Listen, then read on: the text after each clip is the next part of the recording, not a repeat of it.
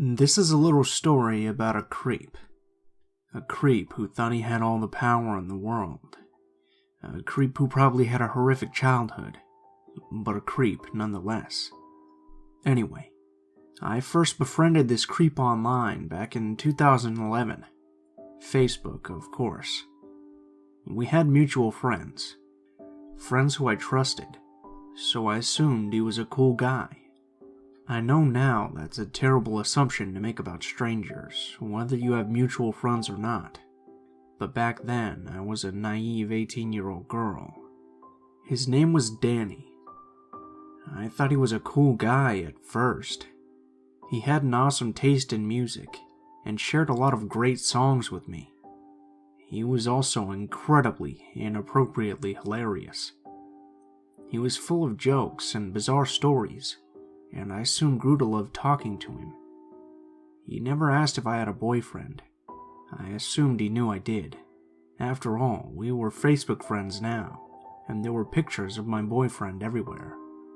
It's not like I kept my relationship status hidden. It was right there for all to see. But I guess he didn't know. One day, in October, he decided to tell me how he felt about me. He recited a poem he'd written, comparing me to a beautifully and elegantly handcrafted tapestry. And keep in mind, I've never even met the guy, and we'd only been talking for a month or so. I responded with something along the lines of, "Wow, I wish my boyfriend said stuff like that." He got angry. So angry. He asked me how I could have let him on like this. He asked me how I could do this to him. He told me that he had opened his heart to me. He begged and pleaded, and supposedly, he cried. I was beyond puzzled. I decided to give him some space, and it worked for a few days, but he eventually messaged me again. He may have apologized, but I can't honestly remember the exact conversation. I do know that things returned to normal, and he became silly and fun again. At this point, I had his Skype, and he had mine. I would talk to him there sometimes, but I never used the camera. I didn't feel comfortable with it. Actually, I hated using the camera with anyone. I told him that when he started to beg me to use it, but he never relented. Still, I just kept making excuses. Danny wasn't having it. He got more aggressive, and then he got sexual. He told me to Skype naked with him. Time after time, I told him no. Eventually, I blocked him on Skype, but ended up having dozens of angry messages on AIM. I don't remember exactly what he said, although I do have screenshots of all of it on an external hard drive somewhere. I remember it being hateful and absolutely insane. And there was some stuff about me being a really awful friend as well. Before long, he told me he was an excellent hacker. He told me he had a whole slew of hacker friends as well. He told me he could change my college grades and make me fail, and that he would make my life a living hell. I didn't necessarily believe this at all, but I did believe he would do something. Despite these negative confrontations, we still had periods of silliness. During these periods, things were normal. I felt safe, to an extent. I tried to keep him happy, because I wanted to stay in his good graces.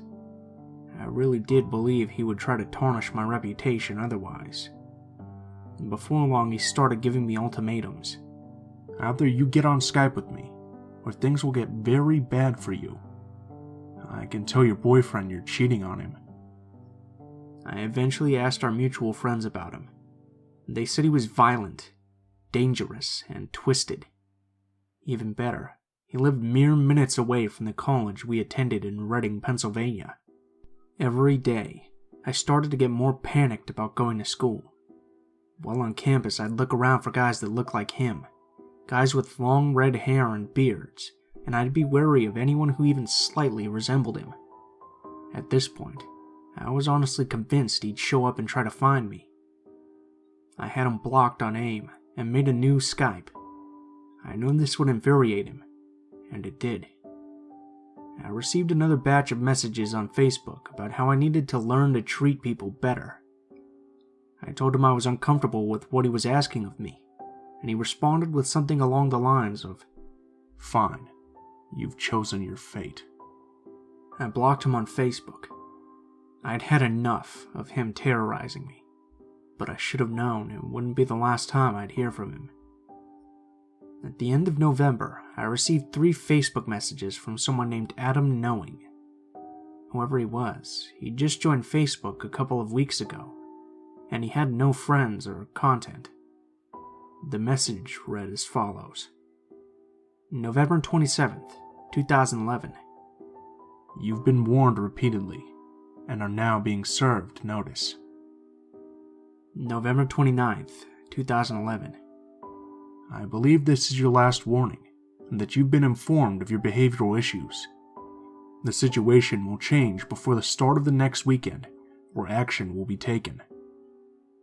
November 30th, 2011.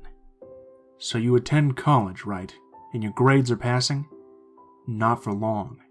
You were warned on how to treat him, and how you are to act. You've got until this week's end to correct this behavior, or life becomes a very difficult thing for you. You should never treat someone who has a life like his the way that you do. To this day, I'm not sure who Adam Knowing was. It could have been Danny, or it could have been one of his low-life hacker friends. Either way, I was terrified at the time. Against my better judgment, I unblocked Danny on Facebook. By now, my boyfriend was aware of the situation, and he suggested I contact the police if things got any worse.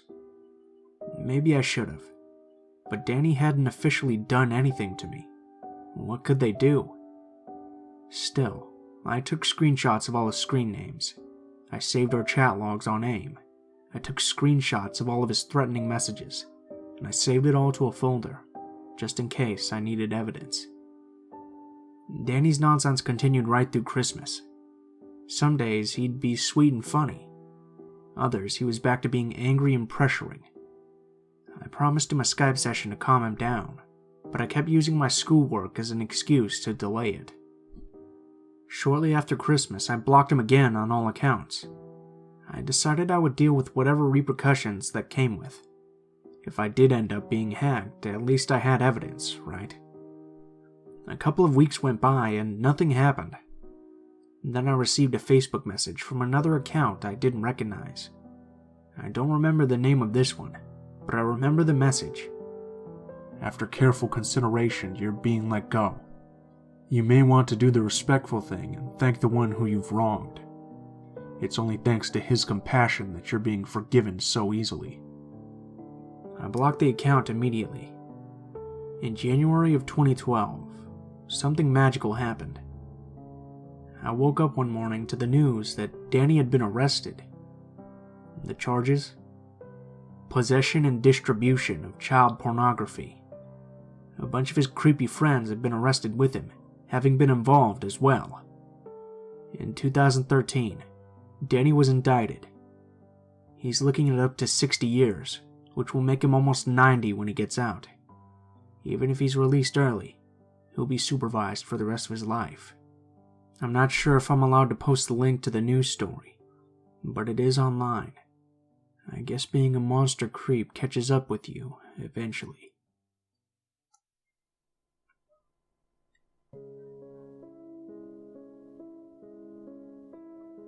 This happened 4 years ago. I was a sophomore in college at the time. I typically avoided relationships if they weren't mine, or if they were. Mostly because of how busy college kept me. I'm a journalism major. So I think you get the point. Aside from that, I had healthy relationships with friends and went out occasionally. My roommate, Piper, had this boyfriend she brought over every night to have sex with. It was boring, and I got tired of all of the sex and decided to move out. A month or two later, I moved in with my new roommate, Jenna. Piper and her boyfriend broke up. But it wasn't the average, it's not you, it's me. It was for a bigger reason, and apparently I was involved. Piper texted me at 10 p.m. and said the following: "How fucking dare you? Must you really destroy my happiness?" I texted back, "What the hell are you talking about?" And she proceeded with, "My boyfriend said he can't be with me because he had feelings for someone else, and it was you." I was stunned, and then responded with, "I don't know him at all, and you two should get over it. All you two did was fuck all the time anyway," and I left it there. When I woke up the next morning, my phone was blown up with texts. I didn't even bother checking. I just clicked my app so the notifications went away. For the next few weeks, though, weird events had been occurring. My jewelry went missing, and I even found a smashed photo of me and my mom on the ground one night when I got home. After that, I remember going up to Jenna and yelling at her, but she insisted that it wasn't her. The sincerity in her voice told me that she wasn't lying. She had nothing to be mad at me for. No one else knew about the little spare key under the plant outside our door but Jenna and I, so someone would have had to deliberately look for some sort of way to get in. I checked the plant, and sure enough, the key was missing. I called campus security, and the next day they sent 2 men over to check everything out. They didn't find anything, but they said we should talk to the supervisor of our building on getting our locks changed. I really didn't want to go through that. I regret not doing it now, but I suppose the story must continue. A day or two later, someone knocked at my door, and to my surprise, it was Piper's ex-boyfriend. "Hey, Piper's been sending me all kind of threats. Can you text her to chill out? She says you two still text." I responded with, "I haven't talked to her in weeks. She needs to lay off. Sorry, dude, but I can't help you. Call CS." "No, you don't get it. The threats are so bad. Can I show you?" he asked. I agreed, and when he showed me, I was disgusted. This girl was sick, and since he chose not to report it, the only word I could give him was to stay safe. That night, I was working on a paper on some writer and what he did to protect whatever, and I kept hearing footsteps in the living room. I got up to go check it because it was weird if Jenna were to wake up at 3 a.m., and all I could think was she got up to get food somewhere. I walked out and it was completely dark. I couldn't see anything except my lamp from my room illuminating a little bit of the couch. "Jenna? Is that you?" I waited and then heard a voice say, Yeah, I have a headache. I'm going to the store." But it wasn't Jenna's voice. I made the brave decision to play along. "Hold on, Jenna. Let me get you some money. I won't turn on the light, okay?" I said. The voice silently whispered.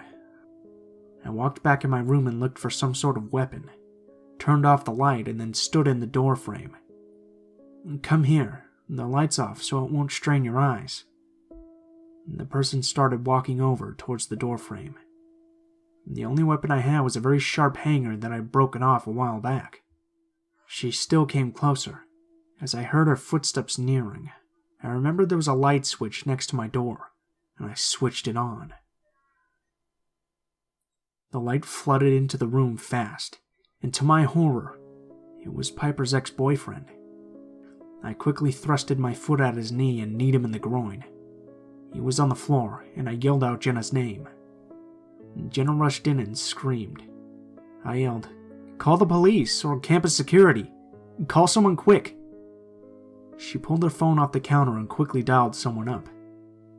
I noticed in his hand was the key from under the pot.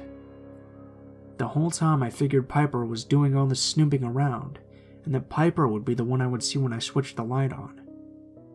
I was so wrong. Eventually police came and took him down to the station and took a statement from me. I called the police a few days after the incident, but they wouldn't tell me a word. Jenna's brother works for the police station, and she invited him over to get details because he was assigned to work on the case as well as others. He asked me a bunch of questions about what texts I received. I showed them and he asked, "Did Piper usually write like this?" I looked and it was nothing like how Piper's grammar was. After that, he told me everything. Accordingly, Piper's ex wasn't the one who broke up with Piper. Piper broke up with him. He was so mad he pushed her down and stole her phone. He apparently always had some weird infatuation with me, and long story short, the sick creep was breaking into my house, pretending to be Piper, and sending threats to himself and I in order to receive my sympathy. The most disturbing thing was that there was a rope in his jacket pocket. What he planned to do with it, I don't know, but it's weird to think about. So after hearing all that, it was enough to make me decide to file a restraining order. He couldn't be anywhere near me in a 100-mile radius. I moved schools after that and went to a bigger city in Northern California. He got put in jail for a short time, and now 4 years later, I still keep in touch with Jenna. Jenna told me that when he got out, he asked a lot about me, to a lot of people, and asked about where I had gone. No one told him because it was a small town and word travels very fast. Apparently, he found a girlfriend and moved away somewhere I don't care about at all. All I know is that I hope that girlfriend is as crazy as he is, or smart enough to leave. Piper and I reconnected when it was my senior year in my new college, and we're still friends to this day. It freaks me out to know that he was in the same dorm with me, and I never had a clue. So people, please be very careful. I doubt any of you want this to happen to you.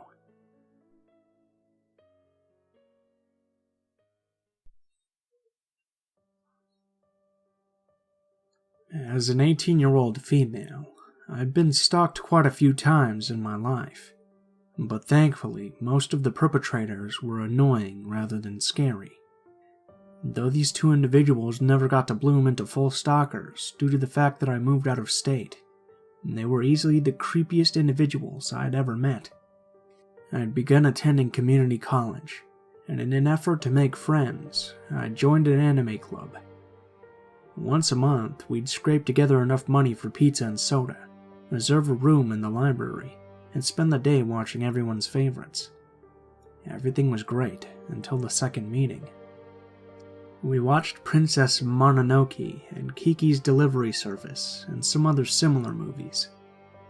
Then Chad put in the last movie of the day. It was animated softcore porn.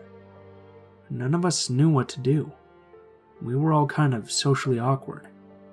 He'd sat through our movies quietly and politely. Were we supposed to do the same?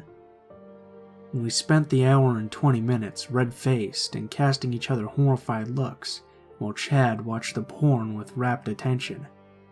Finally it was over, and he turned around. "What did you guys think?" he asked. He was looking directly at me. That was the first time I noticed that I was the only female in anime club. Trying to be polite, I made a huge mistake. It was, interesting? I meant it to convey his choice was interesting, considering we'd all brought in Disney movies, but he took it to mean I was fascinated with creepy porn. From that day on, he showed up everywhere I went on campus.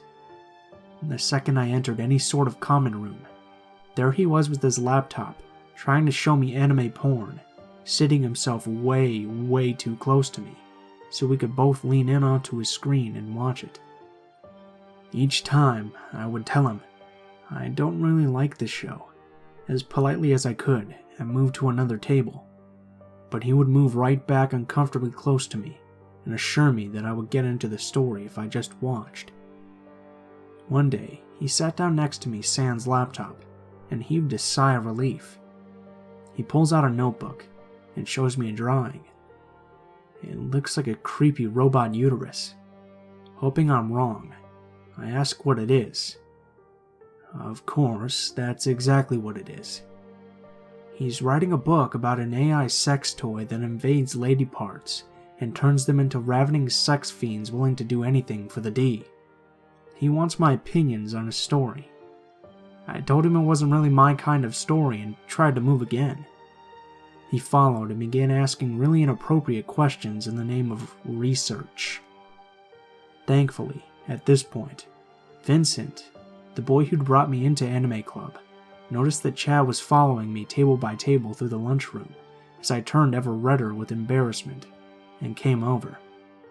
Chad fled before he even spoke. Chad was afraid of Vincent. Thank God. Vincent was awesome and always in the lunchroom. I could just hang out near his anti-Chad force field. Vincent played World of Darkness with his friends in the lunchroom, and I played all through high school. By proximity, I was eventually asked to join the game. I met with the storyteller, Paul, and gave him my character sheet. He informed me that I could keep whatever stats I had, but I was going to be taking over the role of Jenny, a long-standing NPC. I asked who Jenny was, but was only told I'd get a huge kick out of it, so I attended, waiting for him to introduce me to the team. They were playing the game in a seedy strip club setting. Everyone looked bored but Paul and a player named Bill, who were wrapped up in the ordering of a pen and paper hooker. I didn't know Bill, but he was huge and creepy, with an intense, unblinking stare that was always either focused on Paul or me. I start to get a bad feeling. Then Paul announces Jenny the hooker has arrived to service Bill's character. He turns to me and grins lewdly. Bill's searing focus locks onto me. "I'm not playing a hooker," I yell. Paul looks crestfallen, but Bill looks enraged. "Dude, just let her play the bartender." Vincent sighs when Paul begins pressuring me. Paul eventually relents, sulking. I finished that game and showed up for one more, but Paul insisted on sexualizing my character, and Bill just sat there across from me both games, breathing heavily and glaring. I quit the game. Bill started following me.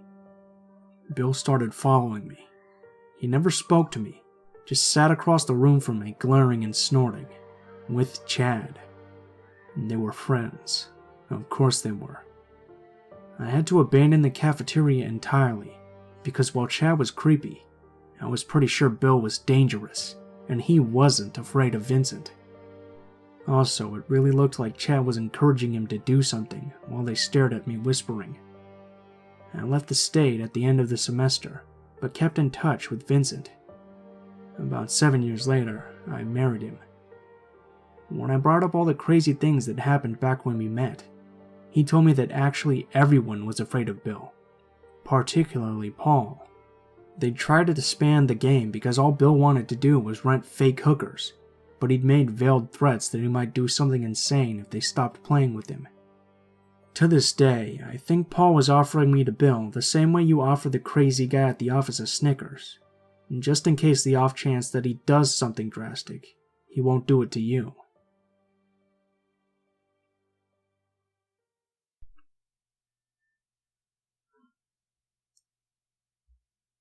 What's up guys, Blue Spooky here, as always. I just wanted to thank you guys so much for watching, especially if you made it this far to the end of the video. The growth these past few days has been pretty exceptional.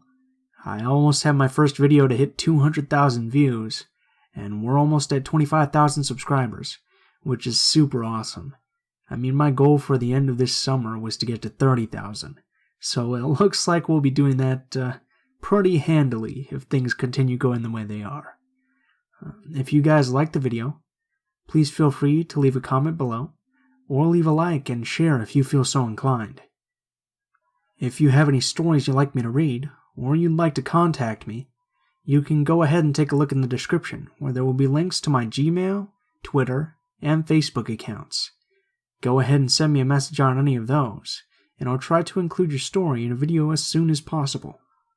If you do decide to send in a story, please feel free to include in the tagline how you'd like to be credited in the description of the video in which your story appears, as well as the theme of the story, if there is any.